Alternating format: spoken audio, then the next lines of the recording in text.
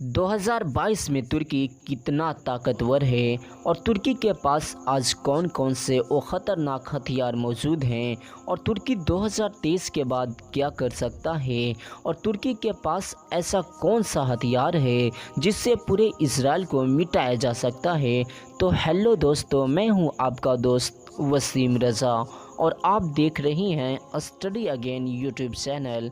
दोस्तों, तुर्की एशिया और यूरोप में फैला ट्रांस कॉन्टिनेंटल देश होने के साथ साथ नेटो का भी मेंबर है। नेटो में अमेरिका के बाद दूसरी सबसे बड़ी फौज तुर्की के पास ही है। पिछले साल तुर्की ने जब रसिया से S-400 एयर डिफेंस सिस्टम खरीदा था, जिसके बाद अमेरिका और सभी यूरोपियन कंट्रीज़ ने मिलकर तुर्की पर कई प्रतिबंध लगा दिए थे, लेकिन इससे फ़ायदा तुर्की को ही हुआ था क्योंकि तुर्की ने जमकर फुल सपोर्ट अपनी घरेलू हथियार पर किया था और आज तुर्की में सैकड़ों नए नए वेपन्स प्रोग्राम बनाई जा रही है, जिसका रिजल्ट अमेरिका सहित सभी यूरोपियन कंट्रीज़ के होश उड़ा दिए हैं। तुर्की चाहता है कि उस पर लगाए गए प्रतिबंध जल्द से जल्द हटा दिए जाएं ताकि वो अपनी डोमेस्टिक वेपन्स में कुछ विदेशी तकनीक को शामिल कर उन्हें और घातक और ख़तरनाक बना सके। तुर्की अपने हथियारों को वर्ल्ड लेवल पर बिजनेस भी कराना चाहता है। आपको बता दूं कि तुर्किश आर्मी, नेवी और एयरक्राफ्ट के लिए आने वाले सालों में कई मॉडर्न टेक्नोलॉजी के बेस पर एडवांस और घातक हथियार तैयार किए जा रहे हैं। लेकिन आज की इस वीडियो में मैं आपको तुर्की के टॉप 10 और ख़तरनाक तुर्किश मिलिट्री वेपन्स के बारे में बताने जा रहा हूं। नंबर 1 पर आता है F-16 फाइटिंग फैल्कन। अमेरिका के बाद पूरी दुनिया में तुर्की ही एक ऐसा देश है जो सबसे ज़्यादा F-16 ऑपरेट करता है।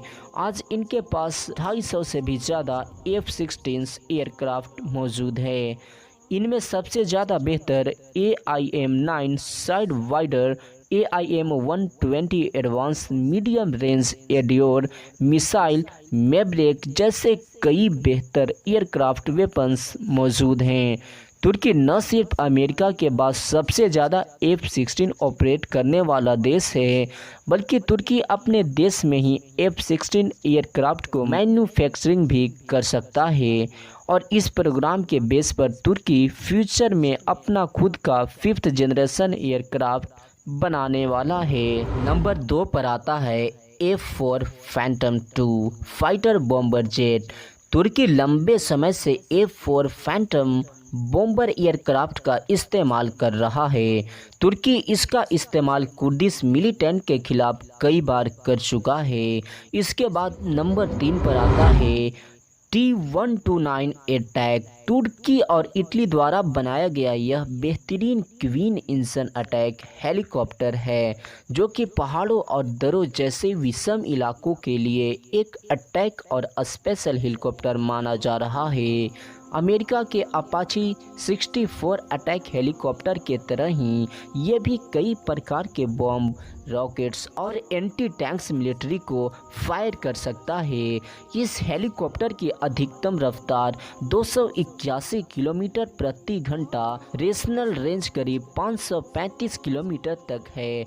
नंबर 4 पर आता है लियोपार्ड 2 बैटल टैंक। तुर्की के पास करीब 600 से ज़्यादा लियोपार्ड 1 और लियोपार्ड 2 मैन बैटल टैंक है। 1500 हॉर्स पावर डीजल इंजन के साथ ये tank advance opposite trick armed से लेस बताई जा रही है।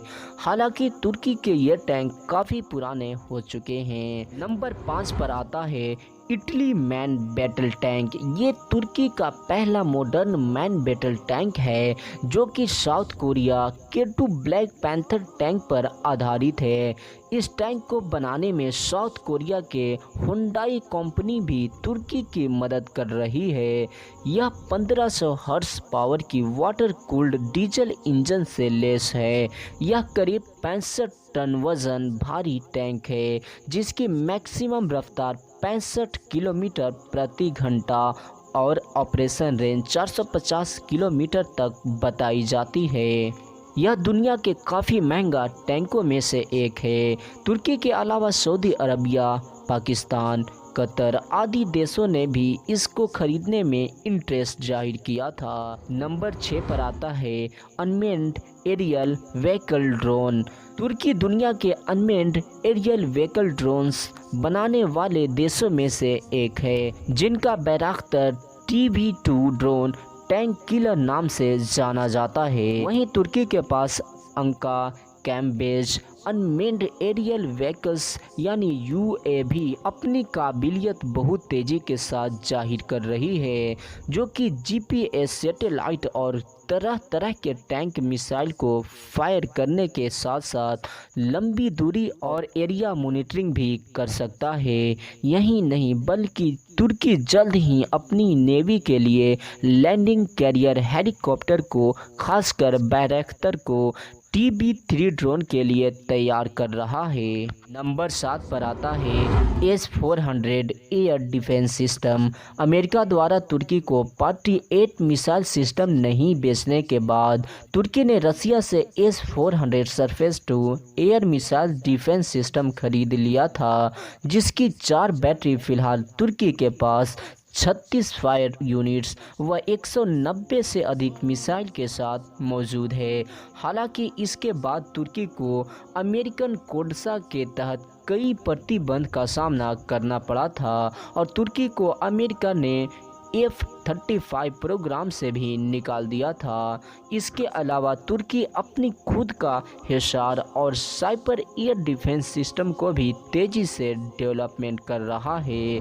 नंबर 8 पर आता है बारबरोस क्लास फ्रैगेट। यह तुर्की नेवी के सबसे मॉडर्न टेक्नोलॉजी के युद्धपोतों में से एक है। ये जर्मन फ्रैगेट्स हैं, जिनकी 2 यूनिट तुर्की ने जर्मन से रेडी टू यूज कंडीशन में खरीदी है और 2 को तुर्की ने खुद अपने ही देश में जर्मन की मदद से तैयार किया है।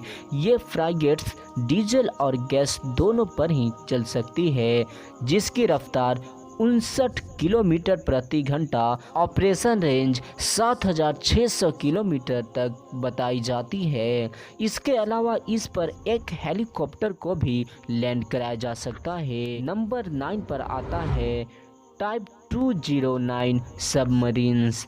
तुर्की यूरोपियन कंट्रीज में सबसे ज़्यादा सबमरीन्स रखने वाला देश है, जिसके पास 12 209 की जर्मन सबमरीन्स है। हालांकि ये सबमरीन्स काफ़ी पुरानी हो चुकी हैं, जिनमें से 4 पर रिफिलिंग का काम चल रहा है और 6 को टाइप 214 क्लास में रिप्लेस किया जाएगा।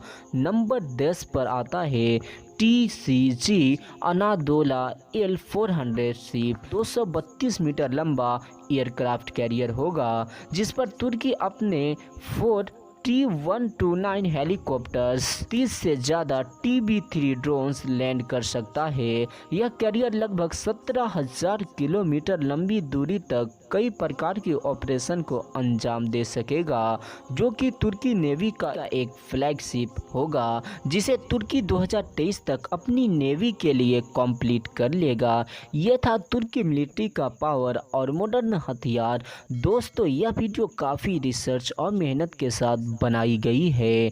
अगर आपको वीडियो पसंद आई है तो वीडियो को लाइक, कमेंट और अपने दोस्तों में शेयर करने के साथ साथ चैनल पर नए हैं तो चैनल को सब्सक्राइब ज़रूर करें। मिलते हैं एक और नई